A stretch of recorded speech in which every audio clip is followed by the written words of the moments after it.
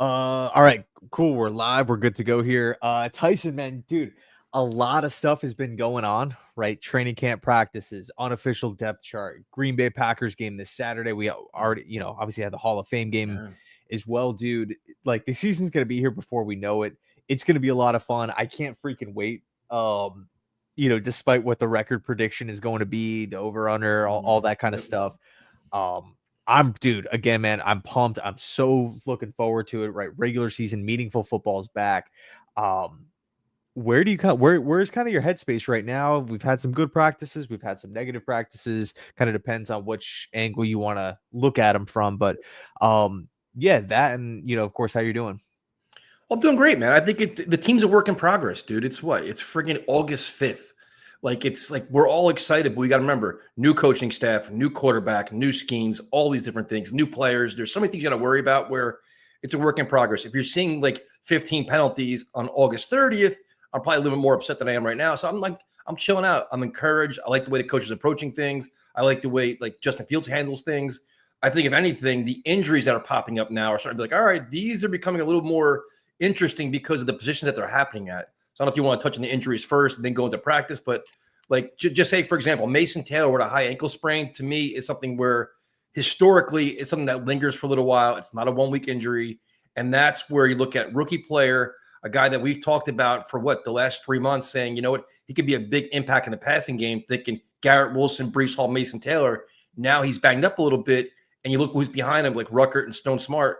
That injury is kind of annoying to me, or like just like a little concerning. Where it's like, man, I hope he gets back by the third preseason game. Like, what are your thoughts on Mason Taylor's injury? Yeah, so before we dive into Mason, let's just rattle off all the injuries. So right now, I got them all written down here. So in today's practice, Byron Cowart hurt his ankle. Big one.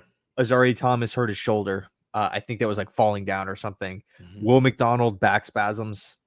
Mason Taylor, like you mentioned, dealing with an ankle. Glenn didn't sound too worried about it, but it definitely didn't sound like it was just going to be like this small little thing.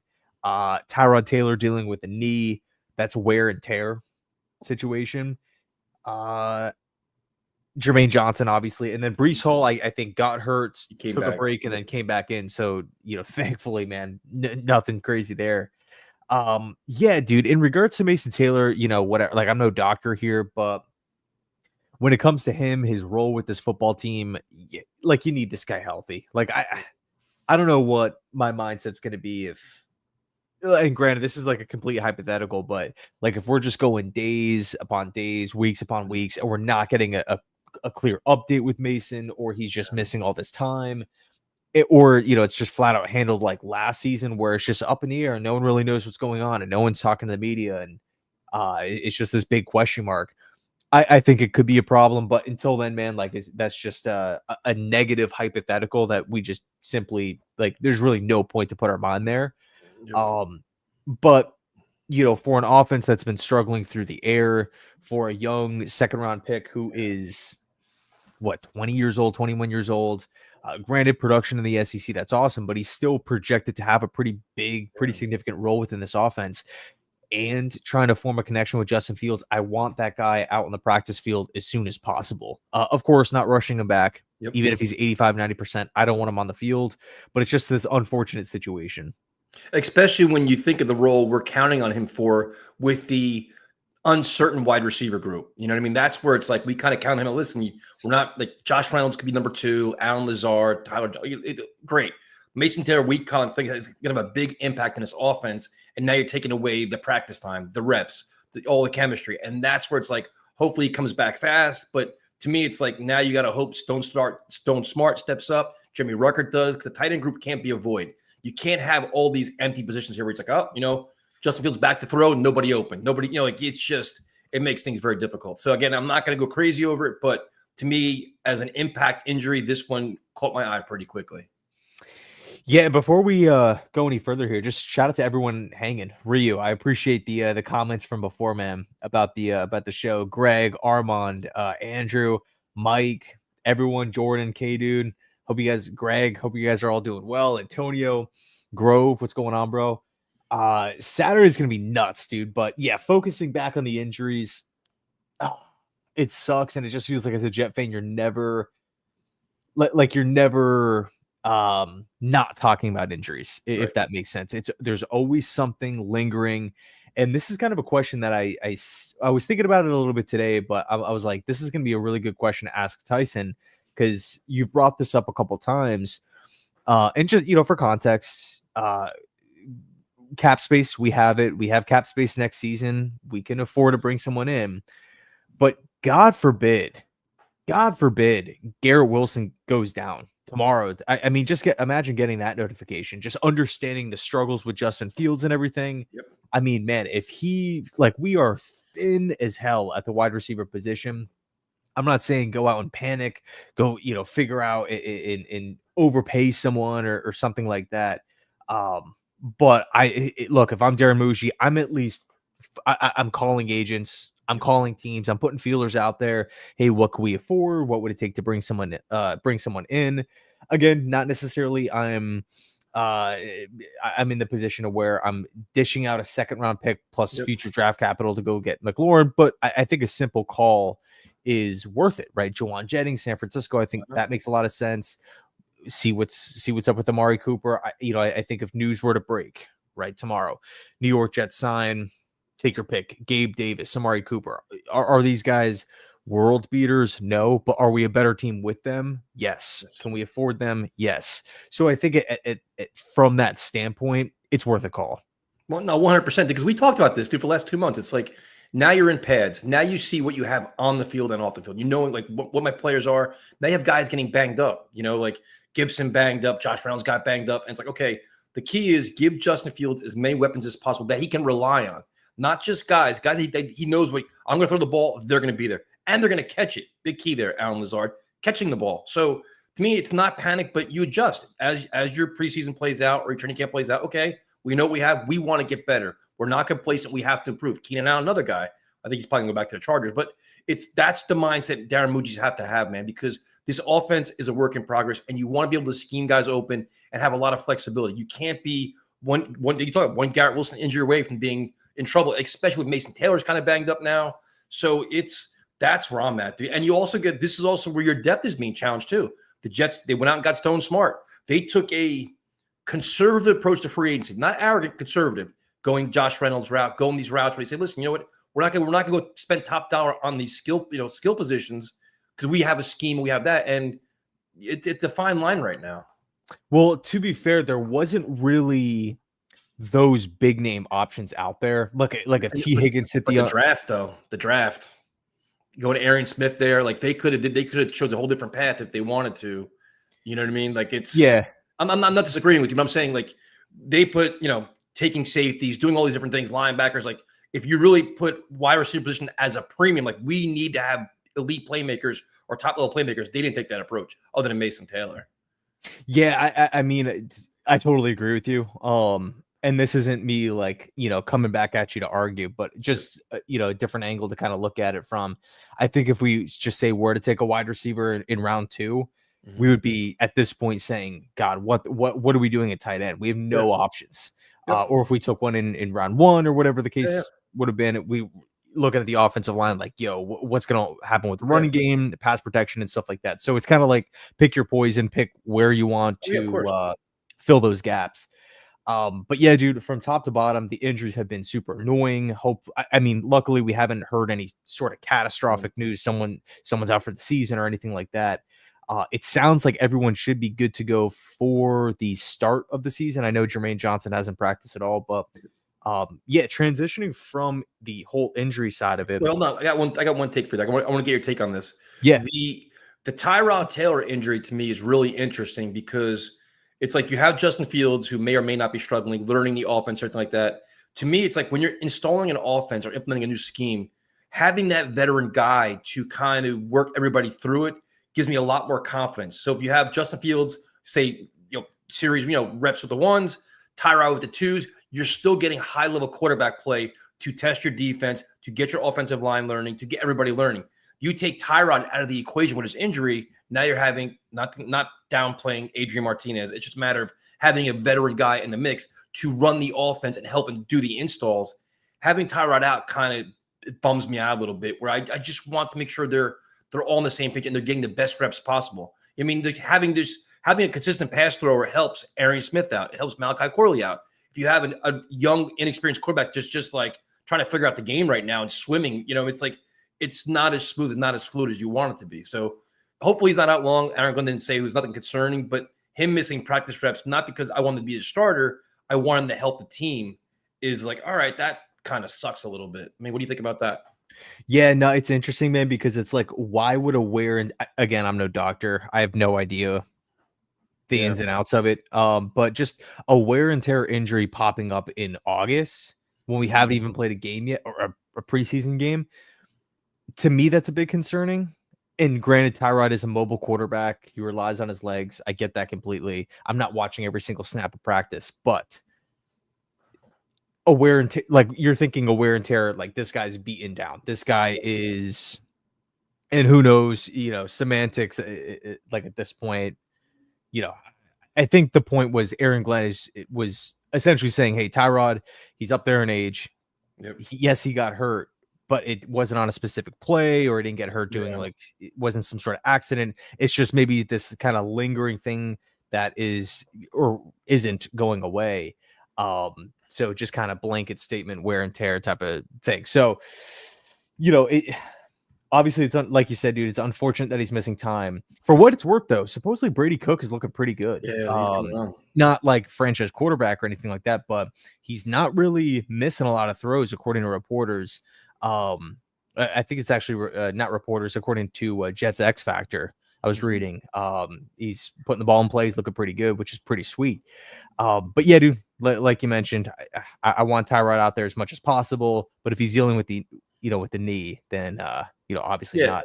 And I'm not trying to come off like negative and being like panic mode. I'm just saying in terms of maximizing the team learning as much as possible, as fast as possible, having him there, I think is going to help a lot. So that's just, as these injuries happen, you kind of assess it. It is not a deal breaker. Justin Fields is healthy. We're fine, but just things to keep an eye on. You know what I mean? Yeah, 100%. Johnny, man, thanks so much for hanging out. So is anyone going to mention this practice? New offense, as well as going up against a great defense with the Jets. Yeah, again, it's practice. I think, that's kind of a good transition to just kind of swap over to the whole Justin Fields talk. It seems like there is a lot of maybe high-strung questions being asked, like what's going on here? Passing game needs to wake up. We're inching closer and closer to the season. Justin Fields, it's not a cheap 1 year, $5 million deal. Like he's the guy. Why isn't the offense moving or looking smoother than a typical offense at this point? And I think there's just a lot of things that play. I'm excited to hear your thoughts, but just to quickly before we dive into that, I think it's just really a combination of new coach, new scheme, new quarterback who's trying to learn, or build chemistry with new teammates on August 5th. Yep. I don't really think it's that out of the ordinary, in my opinion. And as Johnny mentioned, going up against a pretty solid defense as well, led by a defensive-minded head coach. What's the expectation? 17 of 20 for Justin Fields, 2 touchdowns every day. But yeah, and one thing too is like this time of year, the defense is always ahead of the offense.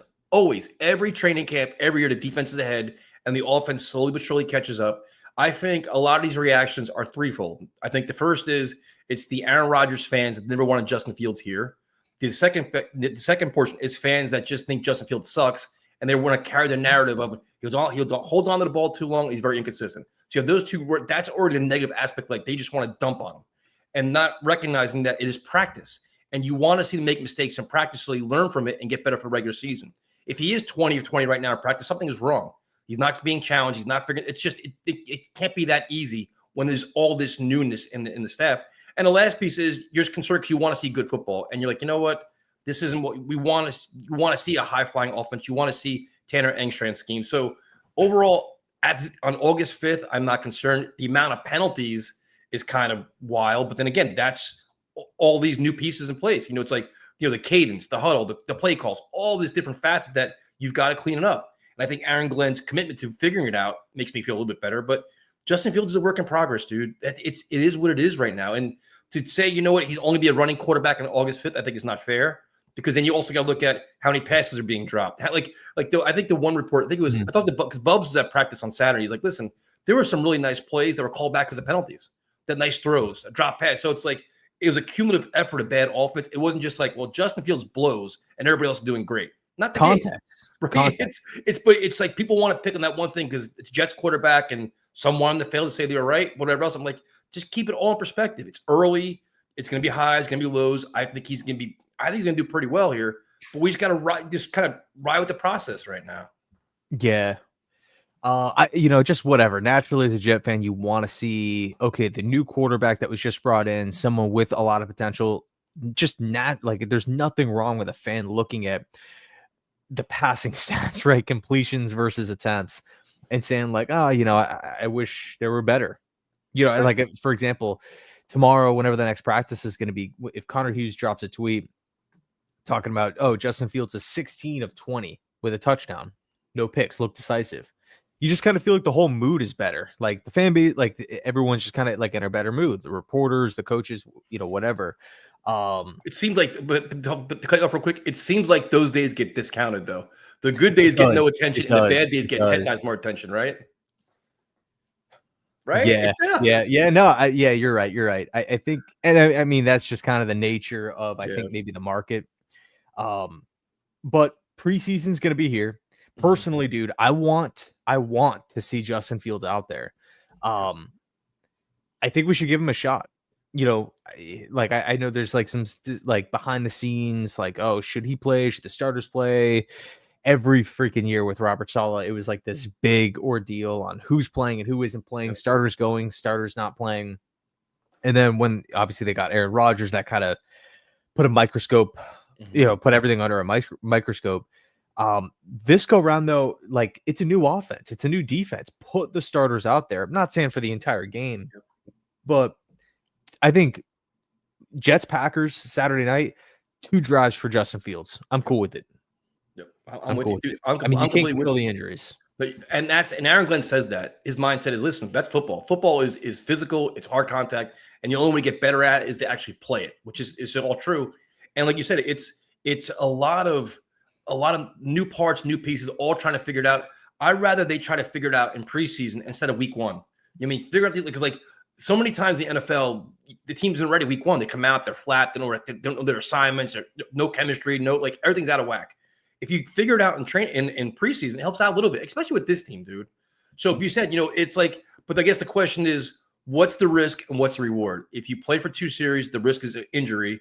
What's the reward going to be? Is it, they've now been on the field together and against an alive opponent against somebody else, as opposed to what's the same thing in joint practice? Is it like, because Saleh put a premium on the joint practices, which I kind of understood, but Well, there isn't a joint I don't think there is a joint practice with the Packers. But I'm saying, like, but the Giants are next week, 2 days of Giants next week.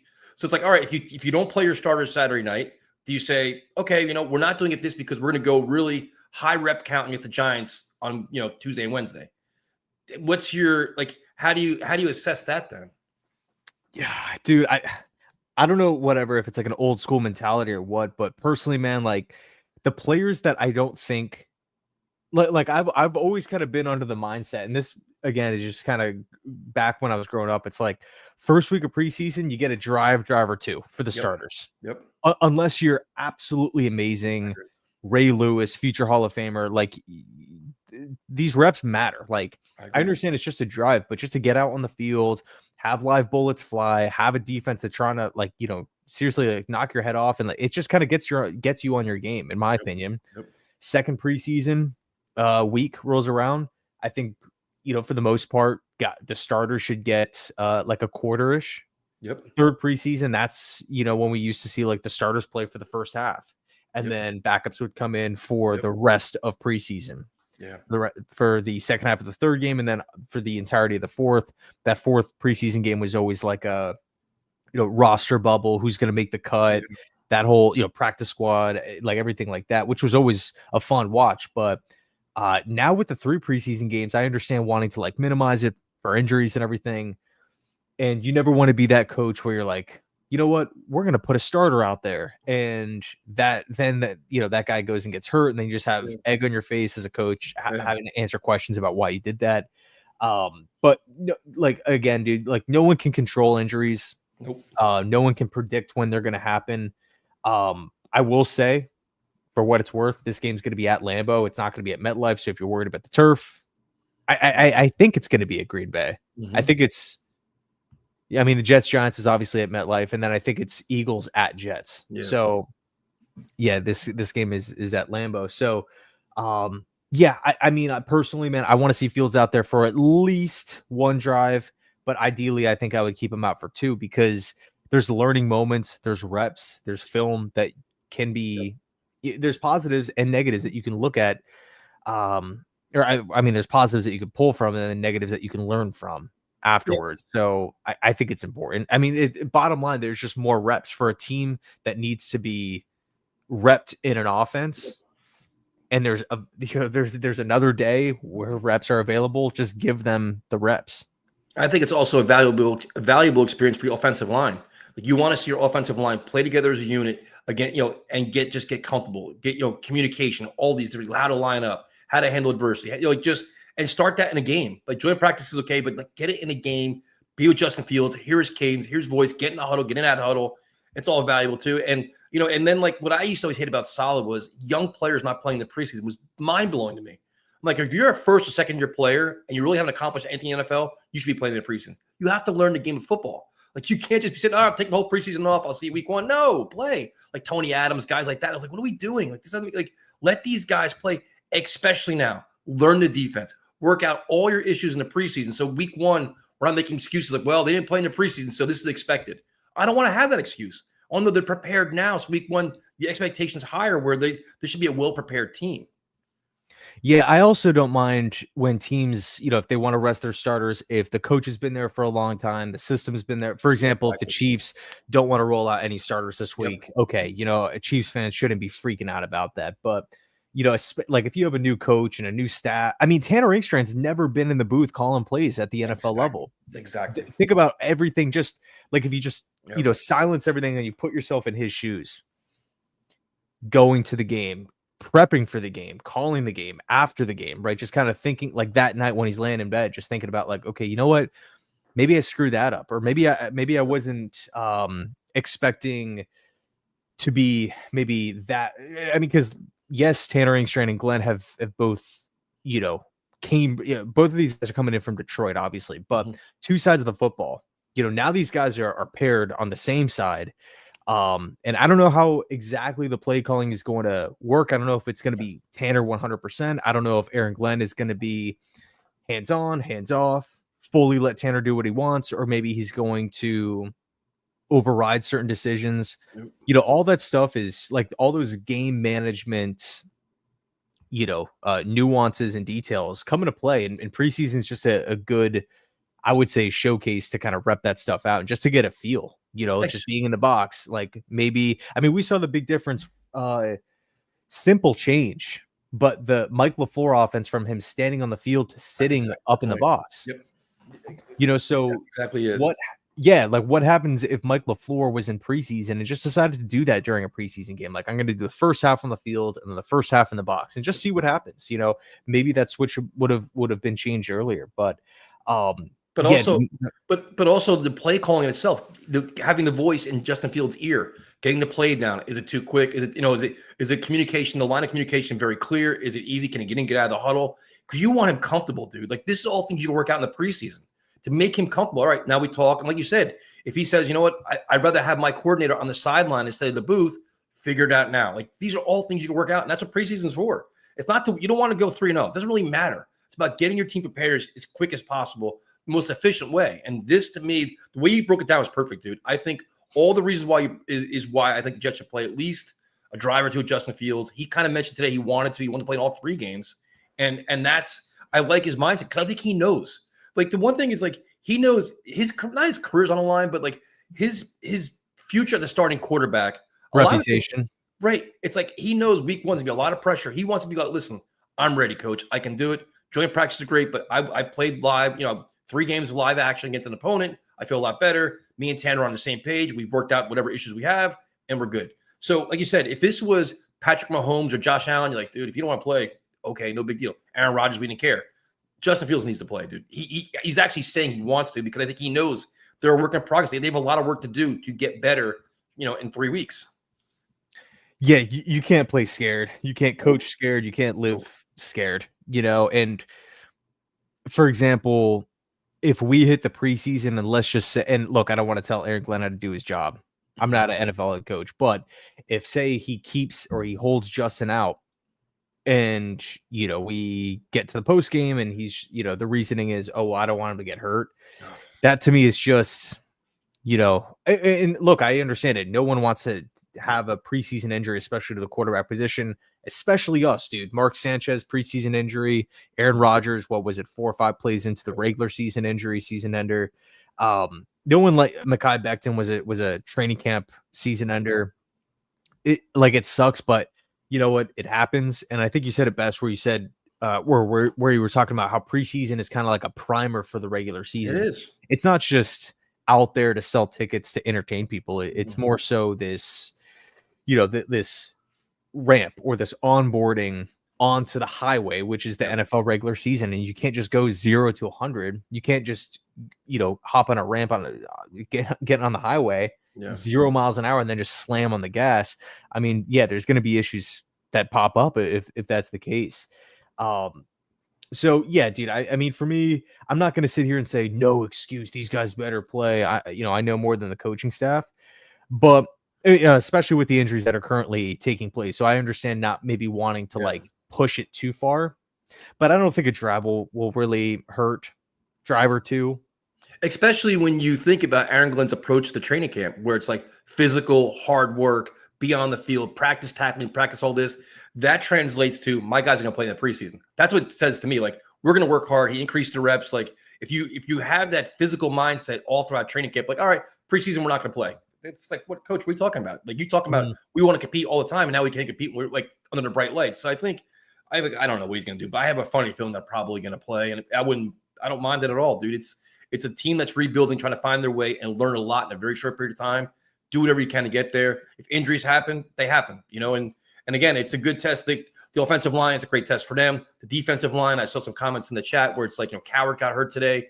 You still got to find out. You got to figure out who's playing next to Quinn, who's going to be a pass rusher, who's going to do all this, and who, like, how do guys play again, like, next to each other? The communication with the linebackers, communication with the safeties. These are all things they haven't done in live action under Aaron Glenn. It's the first time they're doing it. So I'd rather learn now. Like, I keep repeating myself, but it's like learn in the preseason. Because the last thing you want to see is week 1, blown assignments everywhere, can't communicate, false starts, delay games, all this other nonsense that it's going to happen, but eliminate some of it. You know what I mean? Yeah, like sharpen the blade now. 100%. Like we have over a month before the regular season. And another thing too is like I understand that practices are physical, and right now we only have the scheduled one joint practice with the Giants, but I think there is something to getting used to like just being involved in an NFL game, kind of taking a hit. Yeah. I remember like back in the day, like buddies would always, my friends that would play on offense would always say like, I kind of want to get hit for the first time because then it just knocks the jitters out. 100%. You get hit, you're like, okay, you're now kind of in the game a little bit.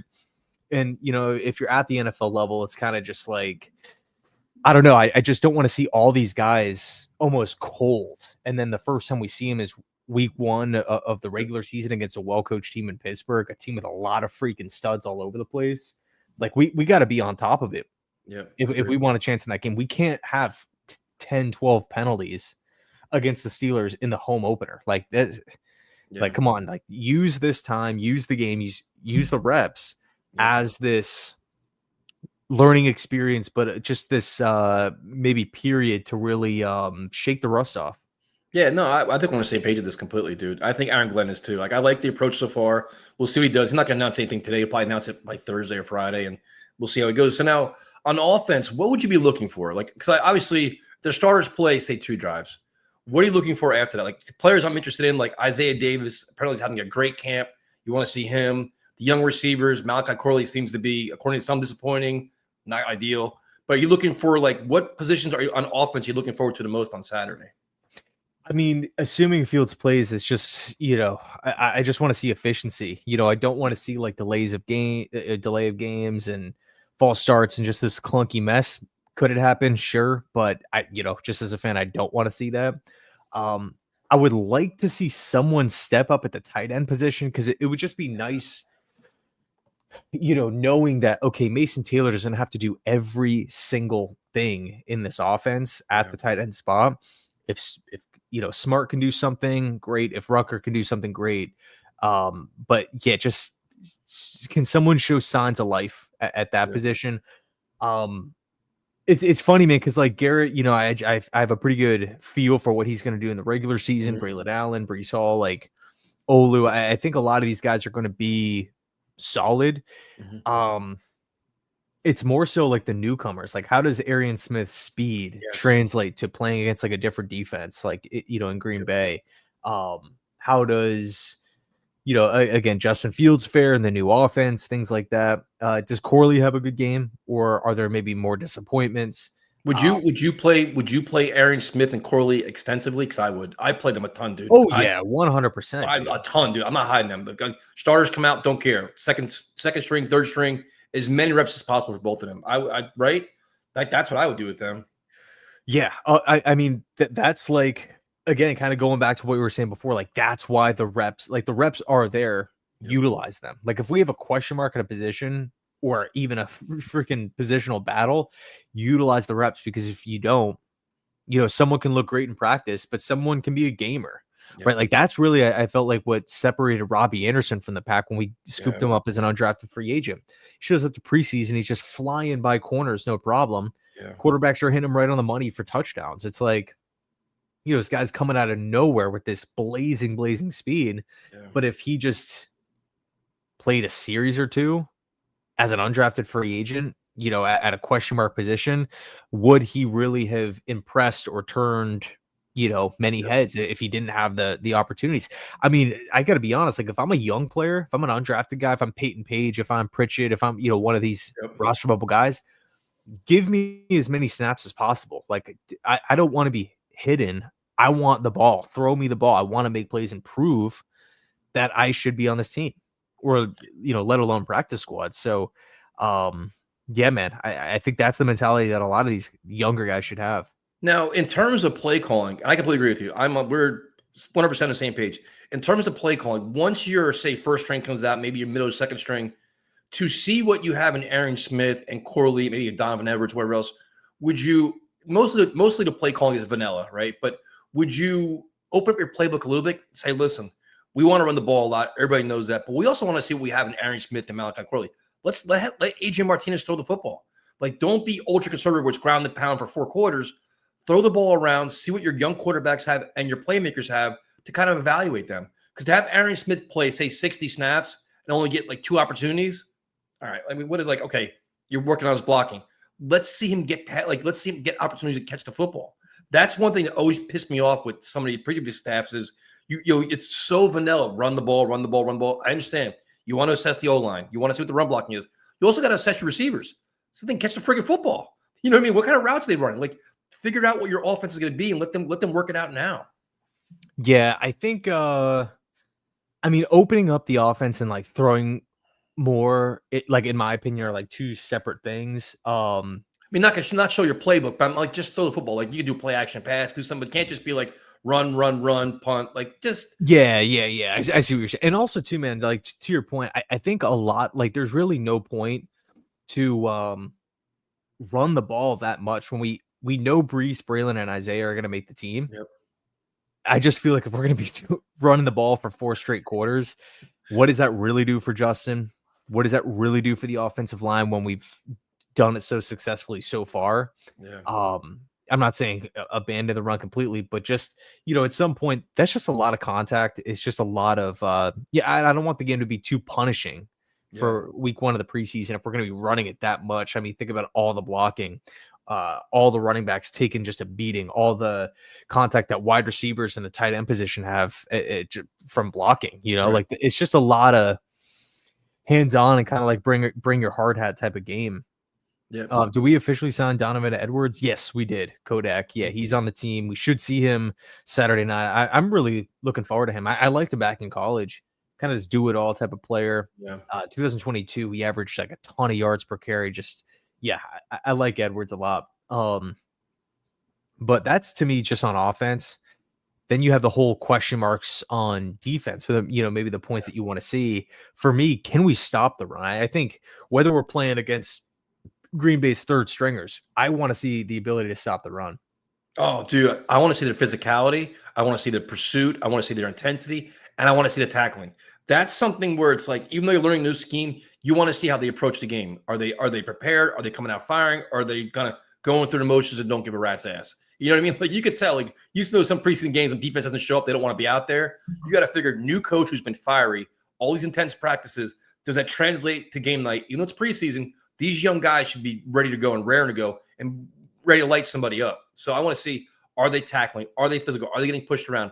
Especially the defensive front, like you talked about. Like, for like Jet fans, I'm excited to see the defensive line because I wonder who's going to be there once Quinnen's out, once Will McDonald's out. Like, who are these guys stepping up? Coward's hurt now. How long is he going to be out for? Who's the next guy to plug in? Is Leonard Taylor going to step up? Watts, all these different guys that have a chance now, like you mentioned earlier, to prove themselves. Aaron Glenn says, you play, you earn your reps, you earn your time. Now's your chance to do that. I want to see how their approach is, their coverage. But to me, it's like run defense, physicality, maybe a pass rush. And then the secondary gets interesting because you have Malachi Moore has been kind of hurt and banged up. So now it's like, I was kind of hoping he maybe take Tony Adams' spot, but maybe his injury could hold him back a little bit. So the secondary could be something too. What safety emerges there, what corners are playing, what AZ Thomas is banged up. So there's a lot of moving parts here. Definitely, man. Definitely. I think, just trying to just kind of blanket statement, like just the starters that I just don't necessarily, I don't want to, like, it sounds bad. I don't want to say I don't care if they play or not, but just the guys who I just don't mind at all holding out. Q, Gardner, Yep. Quincy. Yep. That's probably pretty much it. Other than those guys, I want to see everyone. Cisco, Sherwood. Mm-hmm. Well, I don't know 100% if Will McDonald.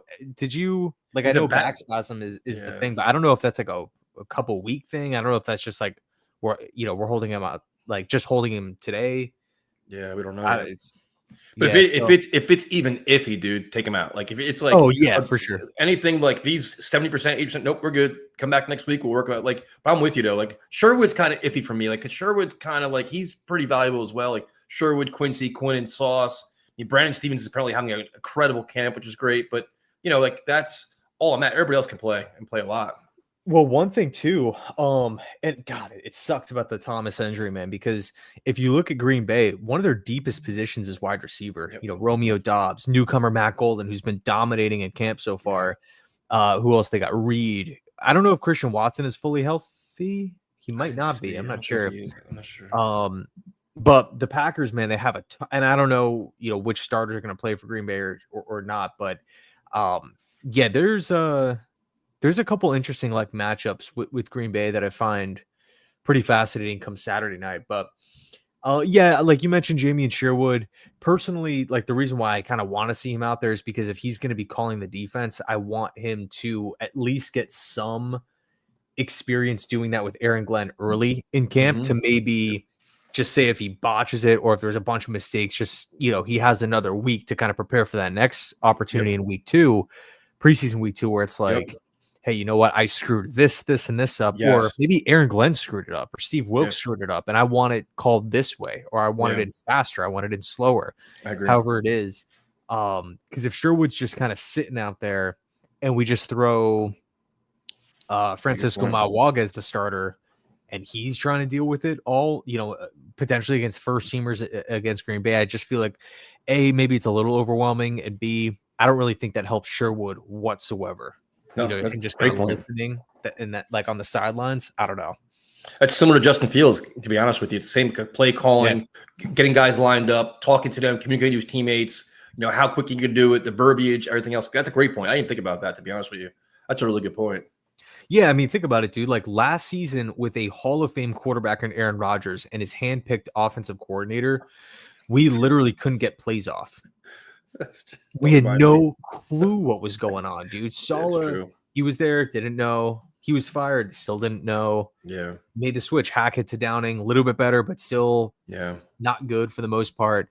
Um, so these guys, if you could be that good as a as a Yeah. player, excuse me, and have actual experience in NFL games as a coach, and you guys are at this point in year 4 having trouble calling out plays or getting lined up correctly or doing whatever, it could happen to anyone.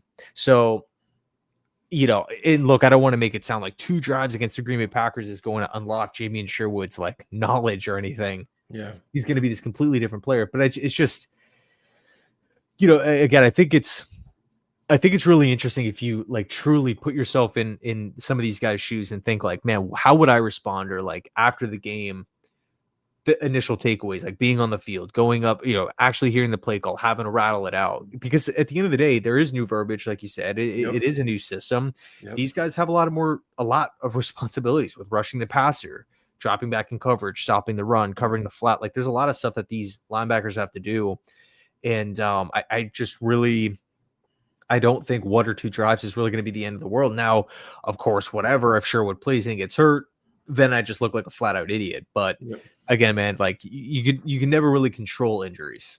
Yeah, and it could also help the coaching staff streamline their process. If they think one process is going to work, like what is calling plays or this and that, and they see it like, oh, you know what, that's not going to work. We've got to change this and modify it now. Like, getting in and out of the huddle, doing all these things. Like, all right, we thought this was going to work, but our communication with Sherwood's not working this way. He doesn't like it this way, not working for him, or Justin Fields isn't working. Like it all makes sense, dude. It's just the state of the team right now. They're very young, they're very inexperienced. There's so many new parts where it's like you've got to figure it out how to just get on the same page and work through it. And if you work through it in a preseason game, you're not working through it week 1, ideally. That's what the whole goal is.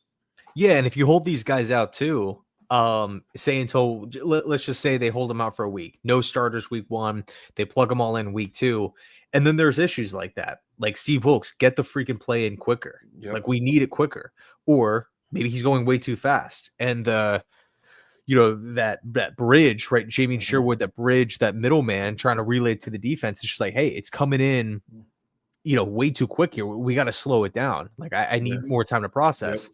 Well, if that's happening week 2, you got 1 more week to figure it out. Yep. Of course, you got practices and stuff to kind of work on it, but I think it's safe to say if that's the case, maybe some people within that building, probably Jamie and same goes for Justin Fields. They would say, hey, I wish we had an extra week. Well, that extra week was week 1 where these guys sat out and you pretty much eliminated the opportunity to find potential flaws or areas of concern. So, yeah, man, I'm all for seeing the starters. Just like Quinnen does not need to play. Gardner does not need to play, in my opinion. I would like to see maybe a little bit of those guys later on in preseason, but not in week 1. I just don't. I feel like it's kind of pointless to put Q out there specifically just because he's so good, and Quincy just flies around. So yeah, a couple guys that I'm like, Garrett, I don't necessarily want to see either, even though he's learned the offense and stuff like that. But I think it would also be a big challenge for Fields if they say, okay, you know what, we're going to start you and we're not rolling Garrett out. I think you play Fields, you got to play Garrett, dude. You can't, especially with no Mason Taylor. Now, the question I have for you is this August 5th, first preseason game. How many starting jobs do you think are really on the line right now? Like in theory, like say like 22 spots, how many jobs are really up for grabs to start week 1? I would say you got strong safety, you got D tackle, you got wide receiver 2, wide receiver 3, center, and I think it'll be Tippmann. I think I don't want to say it's overblown, but I mean I guess we could throw center in there. So 4 or 5. Yeah, Kodak maybe 4. Yeah, I think I'm kind of in the same boat. Defensive tackle, safety. I think the corners are all set. Wide receiver to me is completely in the air. I have no idea what they're going to do. We haven't seen it. Like I think Josh Reynolds could be like locked in, but after that, Lazard's inconsistent camp is not good. There's not the receivers are just you have no idea. And then if Mason Taylor's banged up for say however tight end could be interesting too. Who's going to be a tight end? Yeah. Yep. Especially with Mason's injury. So my boy Jay brought up a good point before. basically asking the question about wide receiver 2. Like, there's got to be some wide receiver 2 flying under the radar that the Jets could potentially scoop up. And this is actually the last question that I had written down for tonight's stream here that I wanted to get your thoughts on. Is there someone out there that you're specifically eyeing? Maybe not like tonight or tomorrow, but like just before the regular season, you're like, hey, I don't feel good about this wide receiver position. Reynolds, Lazard, whatever. Like, and yeah, as a fan, like you're wanting to hear positive updates about Lazard and Corley and all these guys, but it's just not happening. Nope. Like a little bit with Reynolds and a little bit with Arian Smith, but like who's going to be that guy that's like asked to catch 60 catches? Yep. I don't really feel like we have that guy on the roster. Is there someone that you're maybe looking at from afar? Keenan Allen, Amari Cooper, Jawan Jennings, McLaurin, anyone that you're really thinking about? Gabe? Well, that was my question for you, because like I'm with you. You know me, dude. I'm all about receivers here. Like Josh Reynolds is a guy that's interesting. After him, it's a complete basket of unknown, which bothers the hell out of me.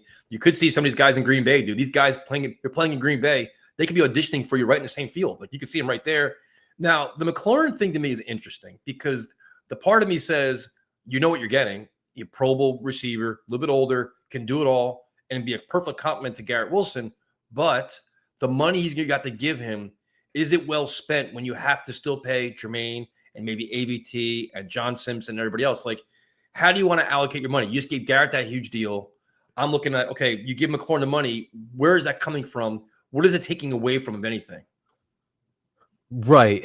Good point. One thing that kind of just hit me now, dude, Garrett doesn't get paid until 2 more years. Right. So, like, essentially, if you get McLaurin in, you can handle the big cap hit this year. Great. You can give him, say, a 3 or a 4-year extension. Big money. Supposedly he wants 33 mil. Yeah. God, that's a lot of money, That's dude. a lot. At that point, it would be what, 60 plus mil between just McLaurin and Garrett. Granted, it would be worth it because, like, McLaurin is consistent. Doesn't matter the coach. Doesn't matter the quarterback. He gets his numbers, dude. He plays. He's always healthy. He's good in the locker room. Yep. Yeah, he's tough as hell. He'll go over the middle of the field. He'll take big hits.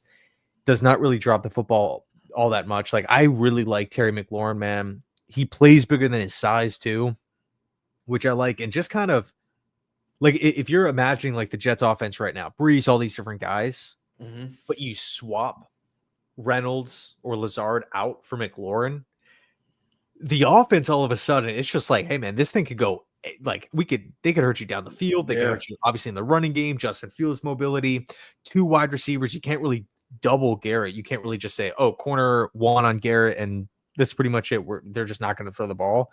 The opportunities that would open up over the middle of the field for, the Arian Smiths, the Mason Taylors of the world, running backs out of the flat, just having one more receiver, like an actual threat, like it really opens up the offense, in my opinion. It does, but is that a move for a team? It's going to sound weird. Is that a move for a team like the Jets right now? That almost seems like a move for the Jets next year. Like, this is the year to kind of assess it. Like, you're not going to swing super big with McLaurin. Maybe go a tier below that, see what you have. And then next year, when you have your offense in place, your scheme in place, they say, you know what? Because I worry, like, you don't want to be like the Bengals, man, where you spend all this money on offense and you can't afford to keep anybody on defense, or you can't keep Jermaine Johnson. You can't keep this guy, can't keep that guy, especially offensive line, where you beat it in my head where we could be down 3 starters next year. Like, you could have all guys gone next year. You want money to spend there. So how you handle the cap is interesting. Do you want to have $60 million invested in wide receivers? But it's a good point, though, because Sauce and Garrett aren't getting paid. Like, they're not getting paid for a couple of years. So you're going to have cap flexibility, which is good. I don't know, but what would be your draft compensation? Like, what would be your max package you'd give the Commanders for McLaurin? Well, just let me preface, I'm not necessarily, saying that tomorrow night I'm calling the phone and I'm calling Washington and I'm saying we got to get this done. No problem. Like, no questions. Like, he will be a Jet. I'm not necessarily like, I personally think the Jets should maybe opt for Jawan Jennings. Yep, me too. Someone who's coming off the best season of his career, someone who's played wide receiver 1, wide receiver 2. He's played in the slot, someone who is in the prime of his career. You don't have to pay him. You could if you give Jawan Jennings an extension right now, you could probably get him at 12 to 14 mil per season, which is literally less than half of what McLaurin would be getting on an annual Yep. basis. Because we don't necessarily like for a team that wants to be run centric, we don't need two wide receiver ones with McLaurin and Garrett. Exactly right. You already paid one, he's going to be here. But we do need a competent two because I think the last place the Jets want to be, the last place that we want to be as fans is watching this team saying, God, we have Garrett Wilson and that's it, right? Yep. We want to run the ball, but teams know we can't throw the ball. So they're going to, they're going to key in on stopping the run, having a quarterback spy on Justin Fields, dropping like a strong safety down into the box, controlling the sides of the pocket, keeping Fields inside the pocket, and it's just going to basically say, hey, force Justin Fields to throw the ball on the outside to Lazard and Reynolds. And that's going to be your only, because we're going to blanket Garrett, make sure that he's covered at all times. Maybe you could have Mason Taylor, squeak out, make plays one-on-one, but I get the idea you want to be a run first team, but it's just tough to do that when A, everyone knows you want to, Exactly. B, you have no other options outside of Garrett Wilson, who, I mean, defenses can shut him down if he's the only viable wide receiver. Basically the question that it all boils down to is, our corner 2 better than your wide receiver 2? And that trickles down corner 3 versus wide receiver 3. And I think right now, if you're looking at the depth chart, the answer is that corner is probably better than our wide receiver 2 in almost every single case. And that's just a freaky position that you're in, unfortunately. So what would you give up to get Jennings? I agree with you, dude. Like that, I'm much more comfortable there with that price range. Not being cheap. I'm just trying to be like, you're trying to keep like big picture here, where helps this year, also helps going forward in the future. What would be the compensation in terms of trade? Well, it's interesting. With McLaurin, you'd obviously have to give up, I would say, a second plus something else. Yeah. With Jennings, I think you could probably probably a fourth gets it done. Think so? I mean, if you're looking at the 49ers offense, I just feel like they have a lot of I feel like they lost a lot of guys on the offensive line and they lost a lot of guys on the defensive line. And granted, they brought in some defensive linemen like Michael Williams and whatnot through the draft, which is good, but they didn't solve every single issue. Yeah. I think part of the issue is Purdy's on his extension. Kittle's getting paid a lot. McCaffrey's getting paid a lot. Bosa's getting paid a lot. Ayuk is getting paid a ton. Yep. But if you trade Ayuk, like that kind of sends a weird message. They already traded Debo. Yep. They drafted Ricky Pearsall was a first round pick. I think Juwan Jennings is they could probably look at Jennings saying, hey, this is a good player. But if he's going to be a free agent at the end of the year, I think he's on an expiring deal because that's the whole point of the trade request, right? He wants a new deal. Are the 49ers in a position to really hand out a mid-sized deal to a wide receiver that's not going to be the wide receiver 1, that's not going to replace Ricky Pearsall, and you have all this money being delegated elsewhere? Yeah. You run the risk of him just walking at the end of the year.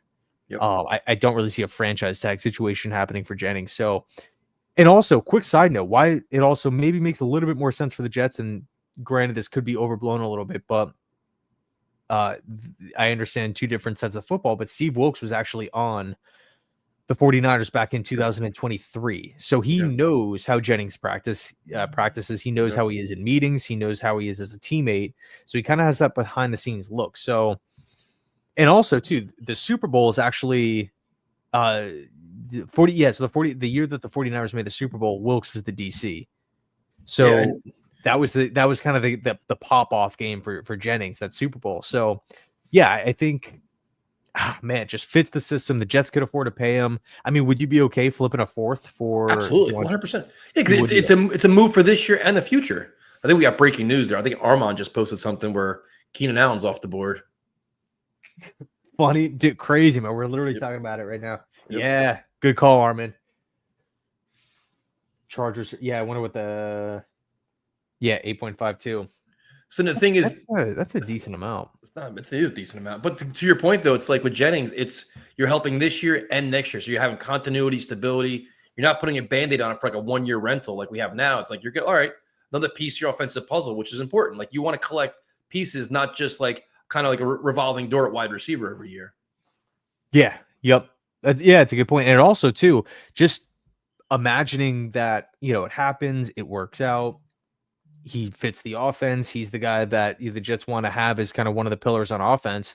Not saying he's T. Higgins, not saying he's Terry McLaurin, but he's someone who can go out and snag 60 to 70 catches per season, Yep. taking pressure off of it, off of everyone else who you're not paying at this extremely high level. If you do that, all of a sudden the need for wide receiver shrinks massively, dude. You go from needing you go from one Garrett Wilson injury away from complete pandemonium to, okay, you know what? We have a couple guys here. We have a wide receiver 1, a wide receiver 2, Arian Smith, who's our long-term deep threat. We just kind of have to figure out the consistent slot if Arian, isn't in that role anyway. Yeah. Yep. So if you're approaching like next year's draft, now it's just full-blown D tackle. Yep. It is like the go-to position, or quarterback maybe. But again, man, I think if we can solve wide receiver 2, improve the depth chart, improve the talent, get someone who wants to be here, get someone on a multi-year deal, assuming that we would extend him for a mid-rounder at this stage, like a couple weeks or just over a month before the regular season, that would be a huge win.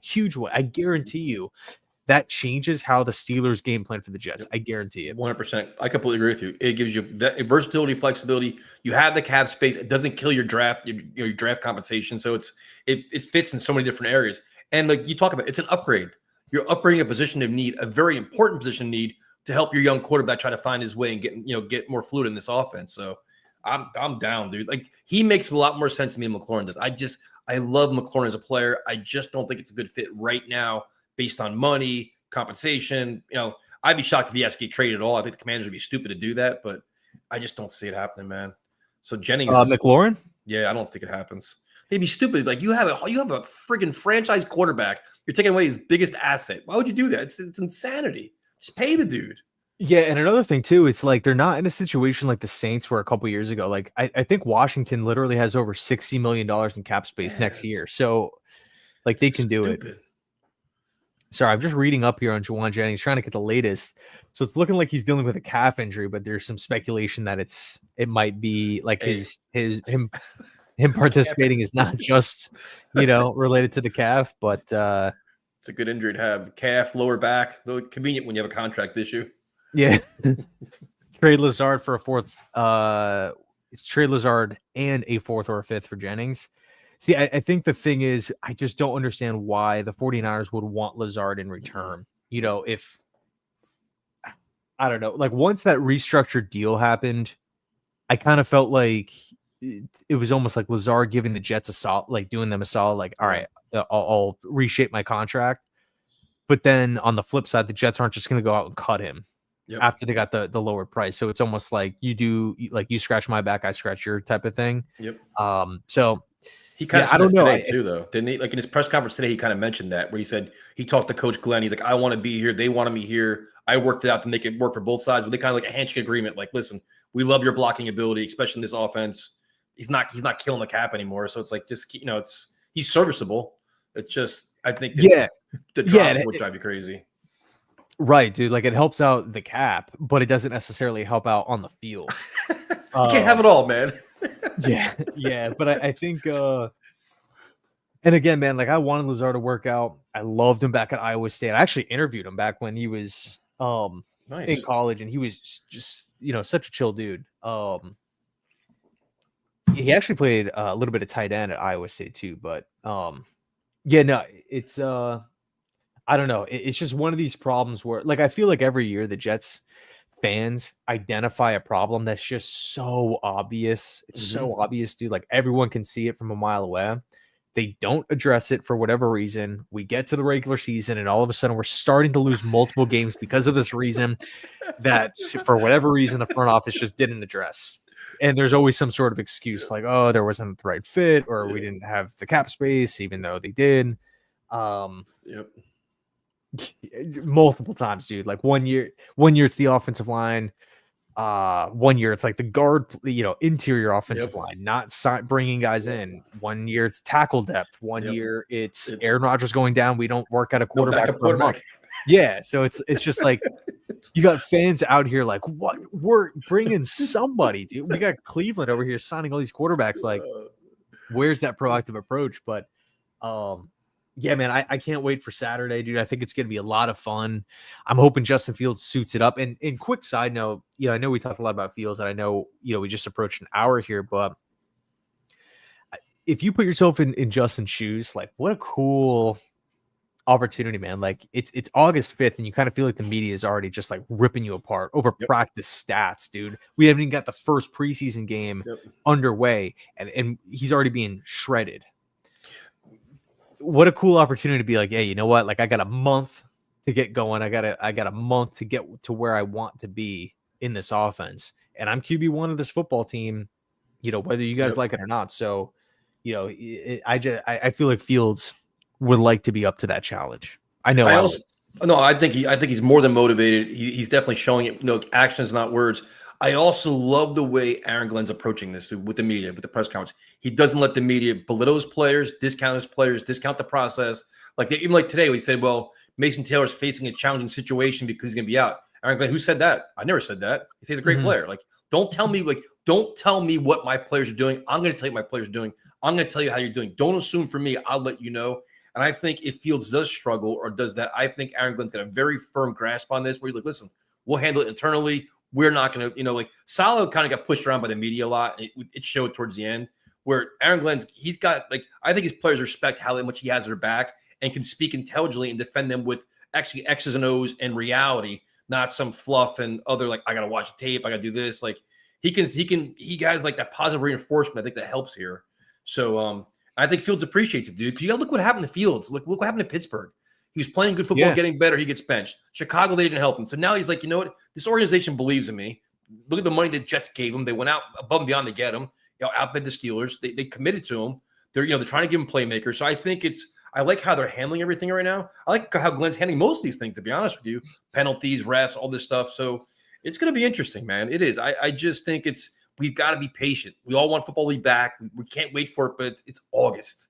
We can't be like, when Breece Hall got hurt today, season's over.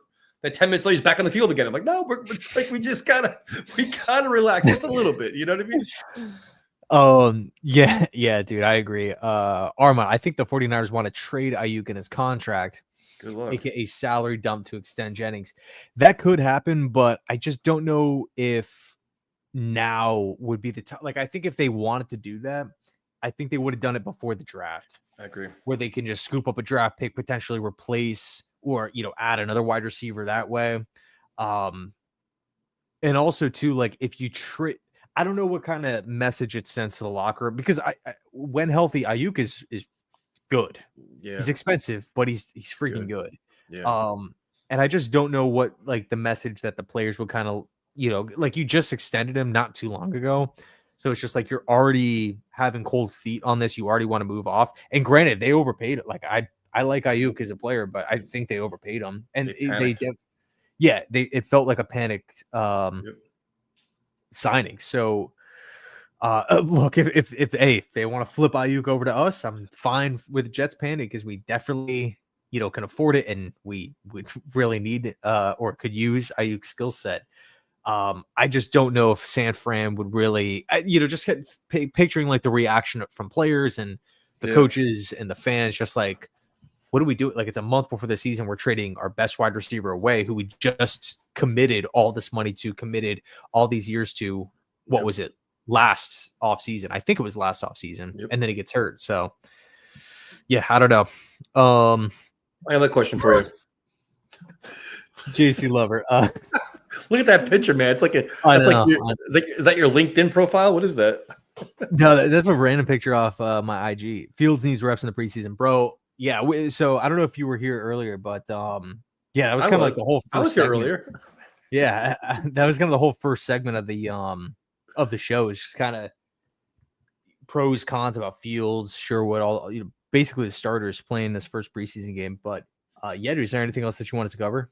I do. The one thing that was interesting to me when the depth chart came out, obviously it's written in pencil, not pens. You look at it, you look it over. To me, I for some reason I thought Gibson wouldn't be the returner anymore. I thought that he showed what he can do. I thought with the whole Chris Banjo here and Aaron Glenn, like a renewed commitment to special teams, they'd find a different returner or kind of work it out differently. And as of right now, he seems like he's the guy slotted there. Are you surprised by that? Not really, just because if you don't put Gibson there, where does he really fit in the depth chart? But do you think he's a good returner? Well, like you said, it's written in pencil. But do you think he's good though? Like, do you think right now? Do you say like, you know what? I'm comfortable him being like a returner. I'll say this: I've seen Gibson. I don't know about Corley. I don't know about Arian Smith. I don't know. I mean, who else do you want to throw back there? Dude, I'm with Pat in the chat. I'm like, just give me Pritchett, give me anybody, dude. Like, we kind of like listen. I'm hoping Chris Banjo is an excellent special teams coach, and Mike Westhoff comes and gives him all kinds of phenomenal insight. I think we kind of know what Gibson is at this point, right? Don't we? We kind of know. Like, I'm like, I wouldn't mind giving somebody else another shot here. And the entire preseason, like, all right, Gibson, we do think you're like whatever. Like, because I don't think Arian Smith did it before in college. I don't think he did, right? Well, let me. So I'm not pounding on the table saying, "Oh, Xavier Gibson is like my guy" or anything, but let's revisit this before the start of the regular season and just see. Or actually, screw it. Let's revisit it the next pod after that Packer game. Who's taking the reps as punt returner, as kick returner? Who's looking the best? Do you think he's a product of bad coaching? Do you think it's like maybe he's a better player with better coaching, or do you think he like? I'm trying to play devil's advocate here, but I just don't think he should be the returner. I don't. So I agree with you, but for me, I just need to see. I need to have someone else prove it. Yeah, like I'm not just gonna say like I don't want you because you're. I mean, he literally won us the game against the Bills, the Aaron Rodgers game. Like, it's not like he's this awful. I mean, he came in as an undrafted free agent, actually made the team, made some plays.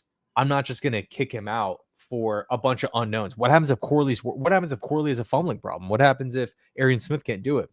Now you have to go. Yeah, Muji goes out and finds I'm almost cursed, a returner. Like, it's good to have a placeholder. Like, this is like your benchmark. Okay, we have him here, but all right, let's see if we can get an upgrade here. Let's see if we can get a little better. Like, let's kind of like an open competition here and see what else we can bring to the table. Let me ask you this: name one returner that you'd want instead of Gibson right now, realistically? Anybody. Do you have one name? I mean, in terms of free agent? Oh, I don't know. Anybody, anyone. But that was my thing. Someone.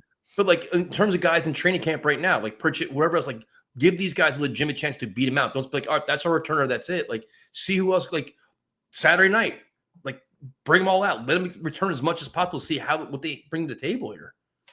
Yeah, there is one named Cordell Patterson. I think he's still out there. Oh, I love him, dude. I've wanted him for like 5 years with the Jets. I'm good. I'm with you. Sign him. Did he wait? He got cut? Wait, when did he get cut? Yeah, I think he got cut from Pittsburgh. Did he Arthur Smith, because he was always an Arthur Smith guy.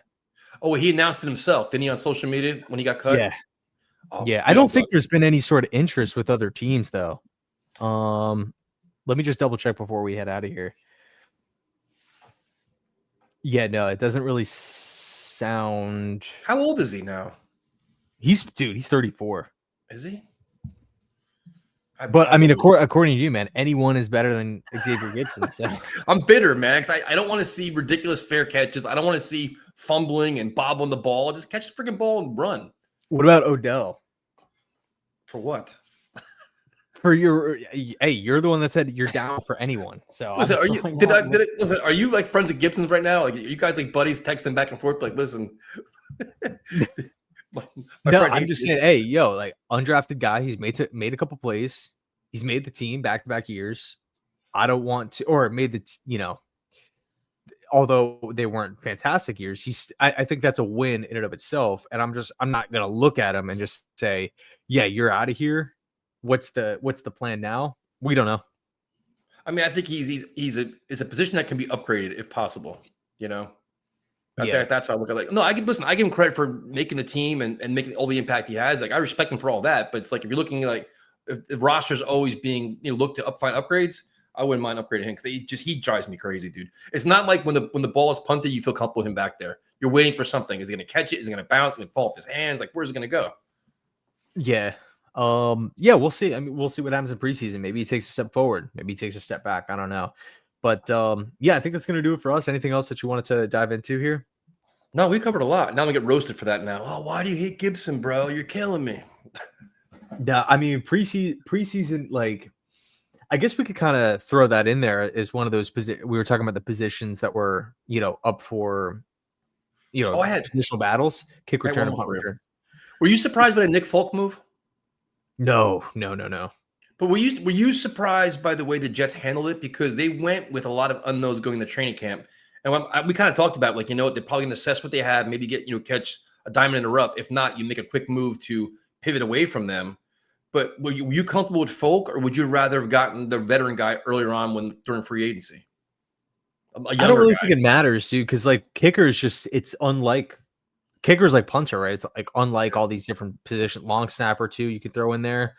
Like you don't really you need to get in shape and everything. But it's not like he has to learn this extensive playbook or anything like that. There's not this huge onboarding. It's just kind of like, and I also think too that's why you see coaches make kicker moves so frequently. Like this guy's cut, this guy's brought in, and then that same guy that was just brought in gets cut like 2 days later. They could just identify talent or identify who they feel comfortable with. But why but why wouldn't they bring in a competition for the punter then? Like why are they handing him the job? Like why not have two training camp legs to battle out instead of just saying, okay, are they that comfortable with him being the punter already now in friggin' a week and a half of practice? Yeah, I don't know. I couldn't tell you, man. If I was at practice, I would have loved to kind of see it. But I mean, it kind of made who'd they cut? Kai Kroger, I think they released a punter. Yep. So yeah, we'll see. But all I know is, hey, punter has been a not so great position for us. We've lost games on special teams during the Saleh era. So hopefully it's a spot that, gets either improved this season or at the very least is just steady. Yeah, I mean, Morstead was steady for the most part. He kind of tailed off a little bit last year, but it's been a spot where you like to get a nice young guy you could have for 3 or 4 years and kind of build it, your special teams together. Dude, so Pat's talking about Xavier Gibson here. Yeah, I got to produce. Who actually looked pretty solid? And a lot of Jets fans were actually pissed when JD cut him. Codrington, who went to Buffalo and was this instant contributor. And everyone's just like, why are you getting? And he was, I felt like he was decent at the cornerback spot in preseason as well. I was pissed. That was a head scratching move. I was legit pissed about that. And like, bro, you're overreacting. I'm like, no, he's a good returner. He's explosive as hell. And you could tell when like a return looks smooth when they're just like, they just had that natural ability to return the ball when it's not like a work of art. And it's like, yeah. I actually don't think they cut him. I think they traded him to Buffalo. Actually, they traded him. Yeah, that's right. Like, Armand. Yeah. All right, yeah. They traded him to Codrington. Yeah. I was like, you've got to be kidding me. A guy that's valuable, and then he goes and he contributes right away. Pissed me off. Yeah, but next podcast will be over on Tyson's channel next Tuesday. Should be a lot of fun, dude. Preseason's here. Preseason's back. Are you going to be watching the Browns game Friday night? Of course. I watch everything, dude. I watched the Hall of Fame game. I was impressed by that. I'm like, I go home. Like the power of coaching. Watching Trey Lance play, I'm like, that's coaching. That's literally coaching. Him improving is coaching. You can see a lot of things in like preseason games, man. I like watching just fringe players, what guys could get cut, how they playing, like difference. I love it, dude. Yeah, dude. It's going to be crazy. Are there any teams or like maybe quarterback battles or players that you're from other teams that you're looking forward to? I'm going to be watching every team in the receivers. I'm going to be like a stalker. You're going to be getting texts at 11 o'clock at night. Ian, put on channel, whatever. Check this out. You watch. Sending me YouTube highlights of like the right. Eagles 4th string guy. Oh, we can maybe scoop him up. Pull the Bills, trade for him. Now, and returners too now. I'm going to be stalking returners. Returners. Crazy, man. All right. Yeah, I think that's going to do it for us, everyone. Thanks so much for hanging out, tuning in next week again over on Tyson's channel. Let's Talk Jets Radio. Yeah, by that point, we'll have a official preseason game in the books. I am pumped up for it. And yeah, yeah, Katie. Anyway, 100%. thanks so much. As always, good Jets.